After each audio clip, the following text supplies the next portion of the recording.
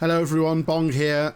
I went down to London last week to record some fantastic gameplay of this game, Dragon's Dogma 2, in 4K. Imagine that. Basically, it's a single-player RPG. You get a squad of AI, and you walk around a giant world. As far as I can tell, just killing giant animals and small as well. There is story, but we're not here to talk about that. I'm showing you the open world, the combat. So let's sit down by the fire and we'll get into the nitty-gritty.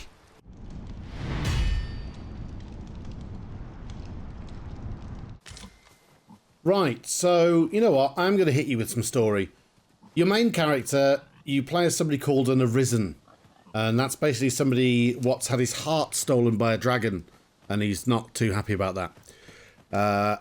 And then you get followed by pawns, which are the AI that you can recruit and jump into the game with. I'm going to jump in with a Mystic Spearhand, which is one of the vocations that you can choose. It's exclusive to the Arisen. That was very graceful.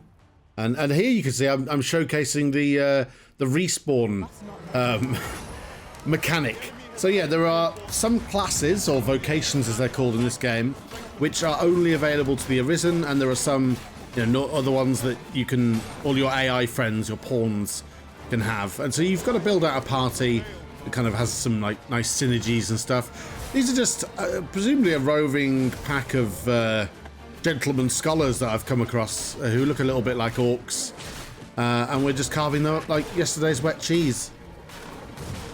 There's no specific dodge button. It's quite different to something like Elden Ring.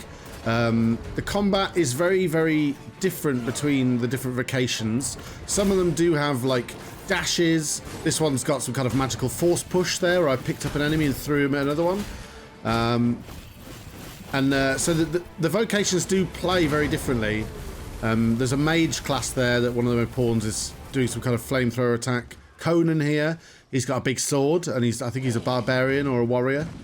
I think we can hear the first big creature that we find. I was investigating this kind of hut. I don't think I can rescue this man. He looks very dead. I will be your shield. I do like that you can pick up and toss the bodies though. There is of course lots of looting, which made me happy. You can kill creatures and take skins off them and stuff. And here's the big beast that was making all the noise. Looks like a Bigfoot, to be honest. Some kind of forest-dwelling giant ape. He's quite windmilling, and I've got an ability there where I can kind of stun them, and then he's merely palm me onto the roof. There is a Shadow of the Colossus style grappling of the big enemies that I think Tommy will enjoy. I've got one onto his chest here. I'm just trying to make my way up to his head so I can give him a damned good thrashing, but he's merely pummeled me into dust, and that's the second showing of the respawn mechanic there.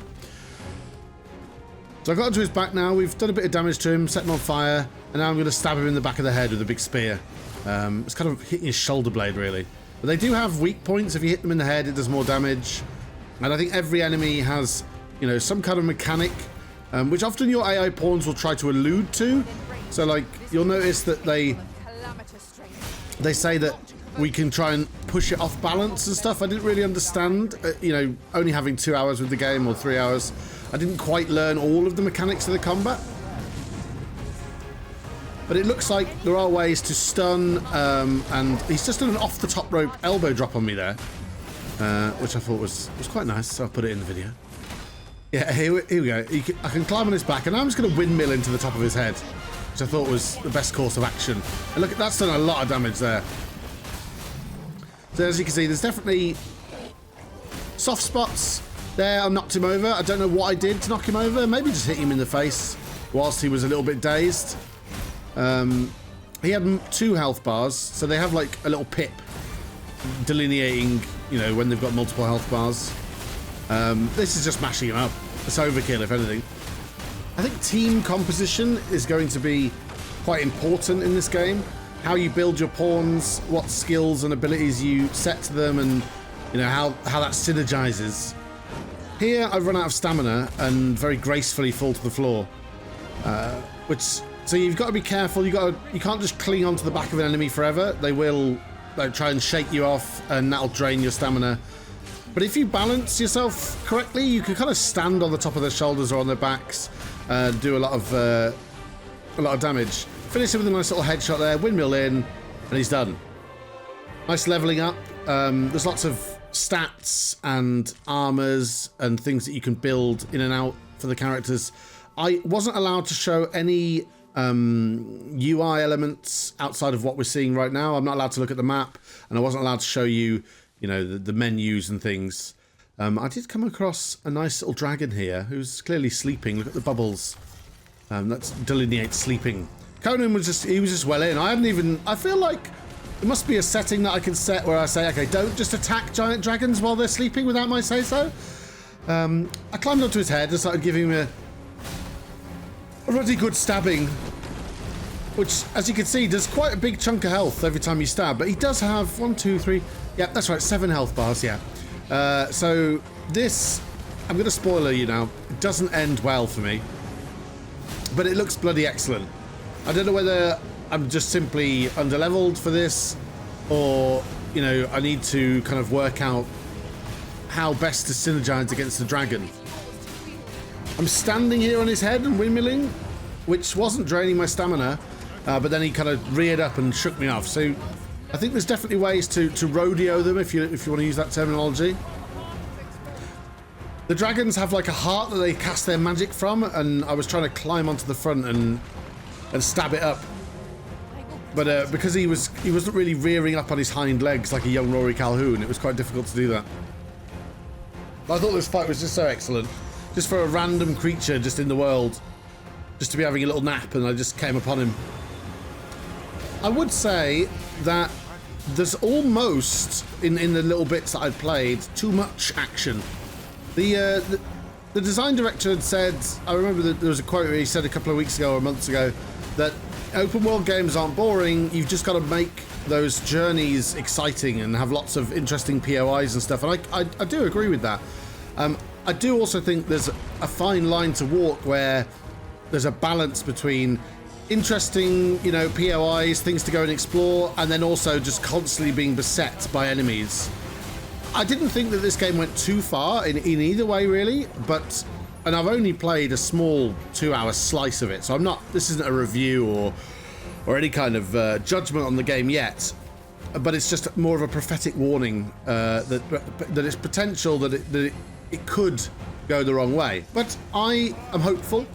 I enjoyed thoroughly the 2 to 3 hours that I played, and I'm really looking forward to like doing some streams on this on like Monday mornings, because I think there's a lot to get into, and there's a lot of fun moments, and pretty much everywhere you go there's just interesting stuff and things to do. You can revive your pawns manually. There's also some of the vocations have heals and revives that are at range, like the archer, which I'll do in the next video. So there is 2 videos coming out on this. This is kind of the Mystic Spearhand in the kind of, I'm not sure what area this is called, but you know, like a mountainous, foresty, alpine area. And then we've got a more deserty video coming up next with the griffin in it. I think all of the characters have, you know, you could learn their move sets and work out how and when to attack and what with and how to counter them. There's no way I can learn that kind of stuff in 2 hours. So this is just me windmilling in and floundering around. But yeah, essentially all of my parties start to die now. And then I just book it and run away with my tail between my legs. But really nice character models, really nice animations. And I look forward to felling many a dragon in the near future. He does some kind of lightning attack from where he stands up and then he basically becomes a dragon wizard and casts a spell from his chest. I do wonder if I can like select my mages and tell them to do different types of magic, because one of them I've seen has got ice moves, and I don't know whether this double flamethrower motif's really doing anything to him, because he is, you know, clearly a fire dragon. So maybe ice would have been better against him. I was actually trying to revive Conan here, but the dragon's kind of squatting on him, so I wasn't really able to do that. And then he just called in loads of lightning and absolutely did me. And that was the end of the dragon fight. I hope you've enjoyed watching this. I had a lot of fun you know, going down to London, getting the footage for you.